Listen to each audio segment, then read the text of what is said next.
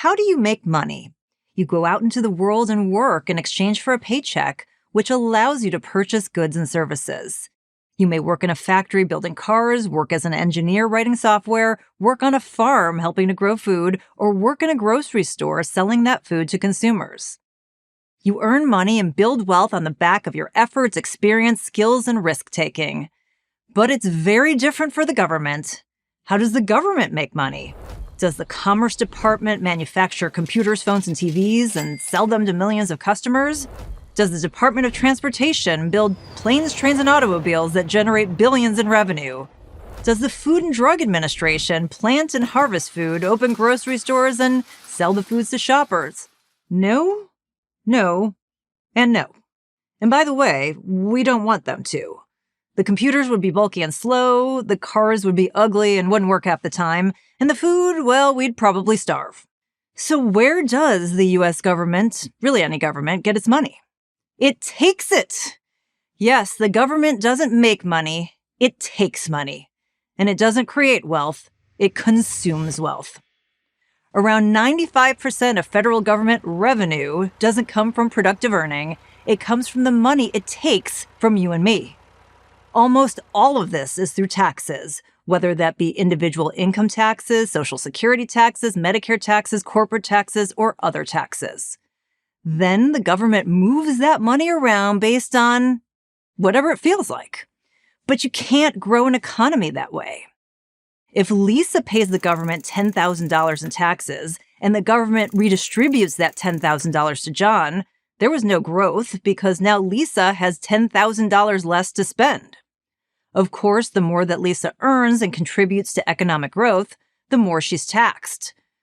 Whenever money moves between a customer and a business, between an employer and an employee or otherwise, the government charges a toll, taxes.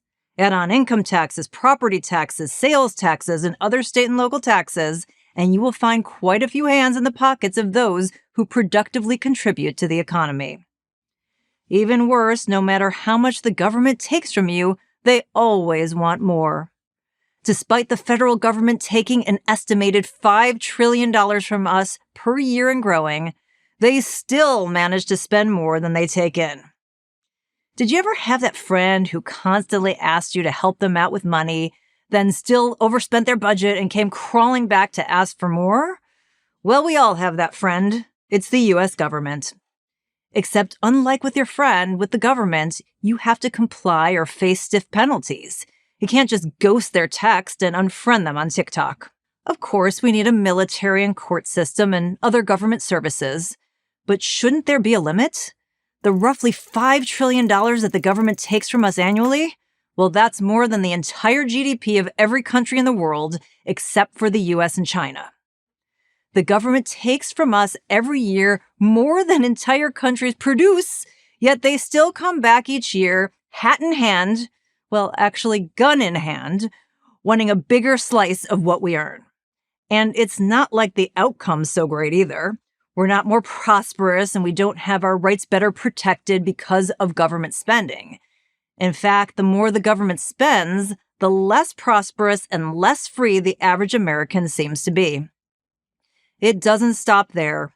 When the US government overspends, they take more from you again as they print money which takes away your purchasing power. That means that your paycheck, which used to be able to easily afford rent and groceries, is struggling to cover these basic needs. Whether the government takes from you directly or through the theft of your purchasing power, you are still worse off. You have to work harder for less, while the government asks you for more.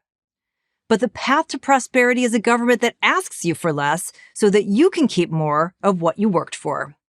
Because everything done through the government is done at your expense, quite literally. When a friend overspends, you don't keep giving them more. Friends tell friends, we've given you enough money. If you can't do your job with $2 or $3 trillion, we'll elect someone else who can. I'm Carol Roth, author of You Will Own Nothing for Prager University. Thank you for watching this video.